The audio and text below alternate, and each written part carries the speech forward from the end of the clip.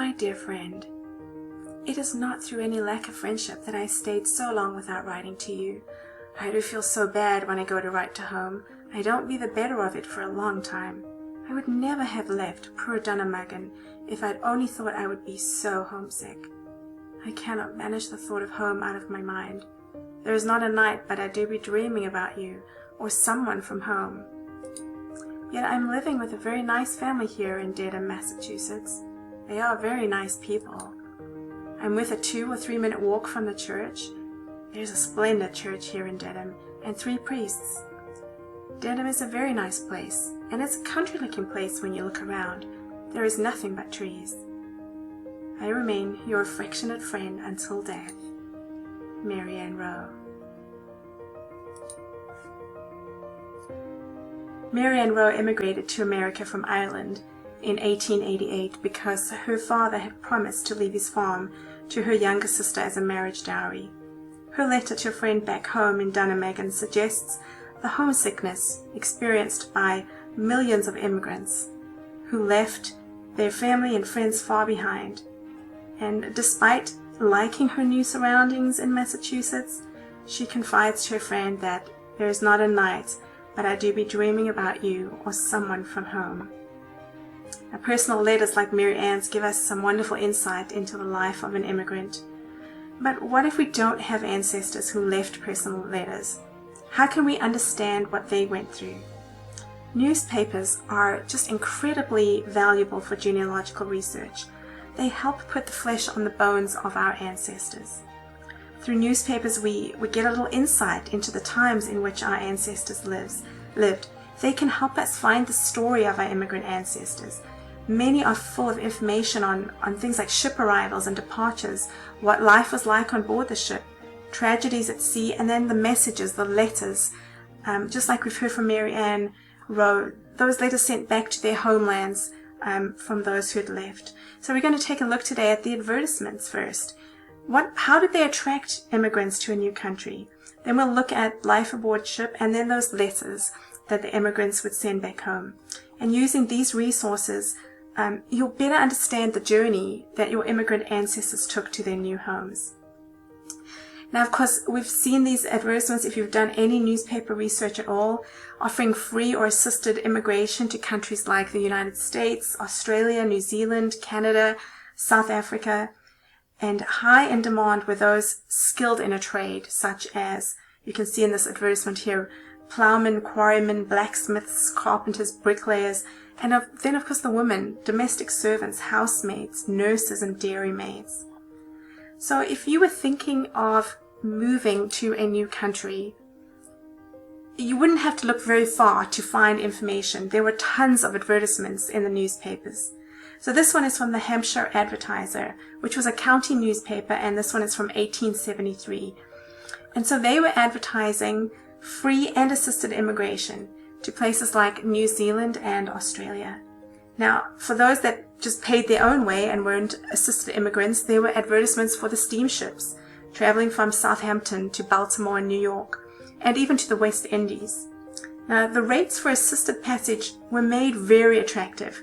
Considering a steamship ticket was between £13 and £18, a rate of £4 in cash for assisted immigration was obviously going to catch your attention.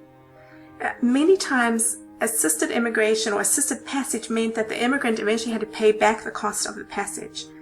So we even find those advertisements that offer completely free passage without having to pay back anything. That would have really attracted the attention of those looking to leave and to find a better opportunity in life for themselves. Now, in England in the 1820s, unemployment followed the Napoleonic Wars, and it was severe. Parishes just simply could not support their poor, and so they were very keen to see those poor immigrate to the colonies. And the Cape Colony, which is of course the Cape Province now in South Africa, was under the control of the British, and they needed immigrants. And so these assisted immigration schemes became very popular. They encouraged the immigrants to move to the colonies. Now, if you think about this, 90,000 applications were received just before 1819. 90,000. That's how many people were desperate to try to find a better way of life. Only about 4,000 were chosen to immigrate in 1820, and those who were chosen became known as the 1820 British settlers. And they were made up of about 60 different parties on 17 different ships, and they left England in 1819 and 1820. They would have seen advertisements like this one. Lots of promises made to attract the immigrants, like free passage and food on the voyage, plus 100 acres of land. So land, of course, would have been a huge pull factor, as most of these immigrants would never have been able to own land in England. So they would have been attracted to this.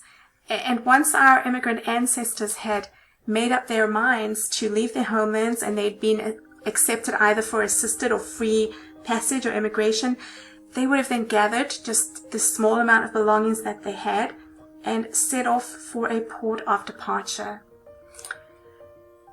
Now, newspapers often contained reports on life aboard ship. Most described just awful conditions, the disease and the deaths, the lack of food and water, and the sometimes ill treatment of the immigrants by the crew. However, this little article from the Port Adelaide News in 1879 described just the journey as humdrum monotony rather than startling incident. So I imagine that most of the immigrants would have been quite happy with humdrum monotony, because anything else that they might have experienced at sea could have been disastrous and very scary. Now, immigrants kept making these journeys, kept hoping that life in a foreign country would be better than they were previously. And the articles in the newspapers describe some of the most awful conditions on these ships. They also give us some clues for further research. The article on the screen there contains things like the ship name, the port it arrived in, the date it arrived, where it departed from, the number of days at sea, the number of passengers on board, and it also gives the number of passengers who died on the voyage and the number of babies born. Now, this ship actually arrived in Boston, and it had come from Liverpool, about 60 days at sea, and it had a terrible outbreaks of dysentery and ship fever. And so as soon as they came alongside the port, a doctor came on board and was just horrified by the state of filth, and so he just would not let them dock.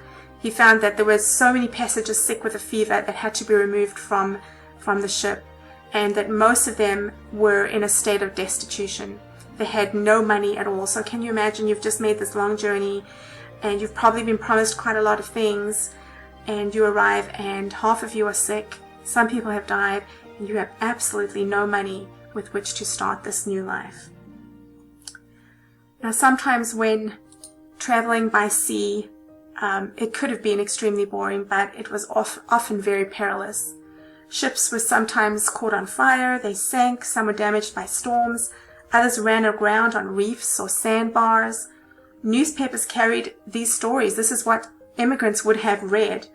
The stories reported survivors, if there were any, or simply reported that the ship was considered late to its port and therefore lost. The loss of one of these ships, this is the immigrant ship Northfleet, in 1873 was widely reported in the US, England, and Australia. It was sailing from London to Australia, and it had hardly been at sea for more than about 3 days when it was sunk by a collision with, at the time, an unknown steamship. Now, there were about 379 passengers on board, and only about 86 were saved. So the newspapers noted that this unknown steamship did not stop to help the passengers of the Northfleet, but continued on its way. So the Northfleet had actually been at anchor when this collision occurred. There had been bad weather in the English Channel, and so she had stopped, and the steamship had collided with her. Of the 42 women and 52 children on board, only the captain's wife and one immigrant woman survived, and only 2 children. So an absolutely devastating loss of the Northfleet in 1873. Now, the immigrants aboard the ship Arthur, they had a very difficult time. They left Hamburg, Germany in October of 1865, bound for New York. So again, if you've got ancestors who might have traveled this same route, this gives you a little insight into what they might have experienced.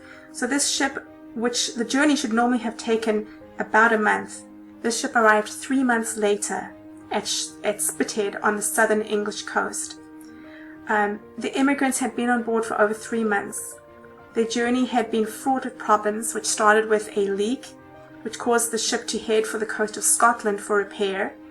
Then smallpox broke out amongst the passengers, and so in December 16 passengers suffering from smallpox were left behind in Scotland while the ship sailed on. It entered the English Channel, but there was a ferocious storm with huge, terrible gale force winds, and the ship was forced back to Spithead again. And while there, smallpox broke out again, this time affecting many more of the immigrants. So the captain was forced to move all of the sick off the ship and have it fumigated. Many of the children aboard were also suffering from diphtheria. And the newspaper noted, "The misfortunes this ship has encountered have dispirited the intended immigrants, as might naturally be supposed." So these stories, although they don't mention our ancestors, they add color to our ancestors' lives. They help us to understand some of the things that they might have experienced. And that can make them more than just names and dates on a piece of paper. Whether mentioned by name or not, reading these accounts just allows us to understand more fully what our ancestors went through, what they might have been fearful of in their journey to their new home. Now, once our ancestors reached their new home, they would often send letters back to family left behind. The letters would often be sent to, for example, the vicar of the local parish, where the immigrants had once resided, and then the vicar would request that the newspapers publish the letter so that all in the parish would be able to see how the family was doing. So this letter that we're going to look at next was written in 1853, and it says at the top, it was written by a married woman who left England in June last. And it's written from Geelong, Australia, to her parents. The letter is filled with information about their journey to Australia and what they found when they got there. She writes about landing in Melbourne only to find that there was no accommodation for them and that most of the immigrants were living in tents. The captain of the ship took pity on them, and he realized that as a young family they really needed to leave Melbourne and go to Geelong, where they could find a good 2-room cottage to rent and lots of work. And so the writer then talks about how expensive everything is, but how lucky she feels that her husband George has work and that she has the opportunity to make silk dresses for 25 shillings. And she writes of how she wishes her parents and her brothers were with her, and that her brothers could make a good living there as builders. She writes, "I like this country very much and feel much better than in my own, but you cannot have such comforts as in England. No kitchen ranges, no bright stoves, nor coal fires to stir, but you certainly can have a peaceful home, free from care, if you are only industrious and blessed with health." So if this was your ancestor, how fortunate it would be to find this kind of information. But again, if your ancestors traveled the same route as this family, you now have an idea of what the journey entailed and what life was like for these new immigrants. Now, there's a lot of other resources that we can use, things like diaries and magazines. They also tell of the life of immigrants and the journeys that they undertook. Mary Armstrong, and you can see her diary there, she was a matron on the immigrant ship Severn in 1863, which sailed from England to New South Wales, Australia, and then on the Alfred in 1864, traveling back to England. And her diaries are just filled with stories about everyday life on the ship. She reported on everything from the weather to the deaths of immigrants and their children. She names several immigrants in her diary.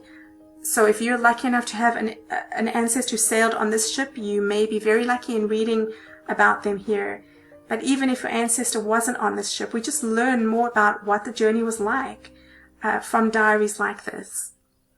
And the link is in the handout if you'd like to read more of her diary. It's quite fascinating. Now, don't forget too that newspapers carried the arrivals and departures of ships, sometimes also naming some of their passengers and giving a summary of the journey. And that type of information is often found under the title Shipping Intelligence. And there on the left of your screen, you can see some information on the Severn. That's the ship Mary Armstrong was on. And it noted that the ship had just been launched a year before in 1862 and had made the journey from Plymouth, England to Sydney, Australia in about 87 days. And it goes on to give the number of immigrants on board: 97 single women, 131 single men, 24 married couples, and 51 children. And then it also notes the death of an adult and 2 children and the birth of 1 child during the journey. Just some really wonderful information there. Now in 1848, the immigrant ship Ocean Monarch was burnt at sea, and the details of her fateful journey were reported in a magazine called the Australian Penny Journal. At the time, steamships were faster and becoming much more reliable, so many of the sailing ships had to work very hard to attract immigrants traveling in steerage to make up for the loss of the cabin passengers who preferred a steamship. So of course the immigrants in steerage, they were packed in tightly. Besides tea, porridge and biscuits provided by the shipping company, the immigrants were expected to bring things like extra food, a straw mattress and plates. It was an extremely miserable journey for steerage passengers. Now the fire that broke out on the Ocean Monarch broke out in one of the cabins, and it just they couldn't extinguish it, and so it spread very quickly. And the sad tragedy unfolding was seen by several boats in the vicinity. Eyewitness accounts describe the awful scene of this huge fire on board, and the men, women and children leaping into the ocean. Of the 360 people on board, about 150 or so were lost. And so while we really hope that none of our ancestors had to go through something as tragic as this account fully describes the hazards that immigrants faced when taking these journeys. So where do we find these newspaper accounts? Well, of course, we know that there's several subscription sites out there. There's free sites, and I've listed those in your handout. A really good place to get a comprehensive list of newspapers is to go to the Family Search Wiki and to type in newspapers followed by the country that you're interested in, and you'll get just a great list of all the newspapers, paid and free, that are available. There are so many sites, free sites like Chronicling America, Trove in Australia, Libraries and Archives Canada, and I've listed those in the handouts. Now, newspapers are they're so wonderful for helping us to fill in the experiences of our immigrant ancestors, things that we may not have. We may not have a journal or a diary, but by using these newspaper accounts, we just learn more about what they went through from the very beginning, from seeing these advertisements to life on board the ship, to when they landed in their new country and what they might have experienced. So happy searching. Go out there and see what you can find to add color and context to your immigrant ancestors' journey. Thank you so much for joining me, and enjoy the rest of Roots Tech.